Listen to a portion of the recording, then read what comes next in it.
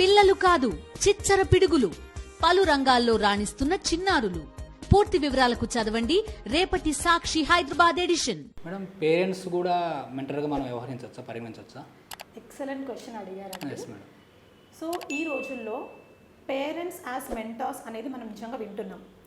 అయితే నేను పర్సనల్గా, ఇది నా పర్సనల్ ఒపీనియన్, నేను ఎలా తీసుకుంటానంటే definitely parents can be good mentors. వాళ్ళు సేమ్ ఇంట్లో ఉంటారు అండ్ వాళ్ళ పిల్లల గురించి, వాళ్ళ మైండ్ సెట్ గురించి పేరెంట్స్కి బాగా తెలుసు కాబట్టి parents can be good mentors. కానీ నేనేం చెప్తానంటే అది ఎప్పుడు, ఒకవేళ పేరెంట్స్ కూడా సేమ్ ఫీల్డ్కి సంబంధించిన వాళ్ళు అయితేనే.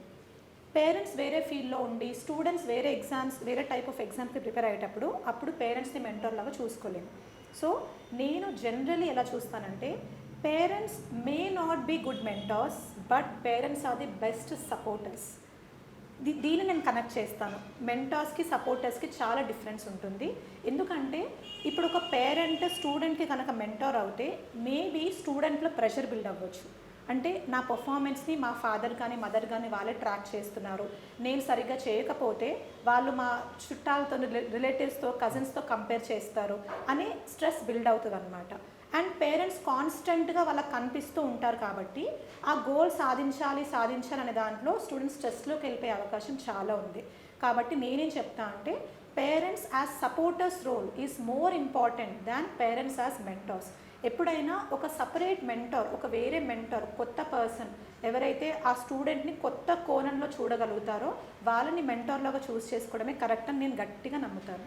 పేరెంట్స్ స్టూడెంట్స్కి మెంటార్ అవ్వచ్చా అనే విషయంలో నేను ఒకటి చెప్పాను, ప్రిఫరబ్లీ మెంటార్స్ అవ్వకుండా సపోర్టర్స్ అయితే బెటర్ అని. సో ఆ రకంగా మీకు ఇంకో చిన్న ఎగ్జాంపుల్ ఇస్తాను. యూజువల్లీ మనం ఎలా చూస్తామంటే మన సొసైటీలో డాక్టర్ ఆర్ సర్జన్స్ ఎవరైతే ఉంటారో వాళ్ళు ఎవరికైనా సర్జరీ చేయగలుగుతారు, కానీ వాళ్ళ సొంత సన్ ఆర్ డాటర్ లేకపోతే వాళ్ళ క్లోజ్ ఫ్యామిలీ మెంబర్కి ఏదైనా అవుతే వాళ్ళు సర్జరీ చేసేటప్పుడు వాళ్ళ చేతులు వణుకుతాయి అంటారు.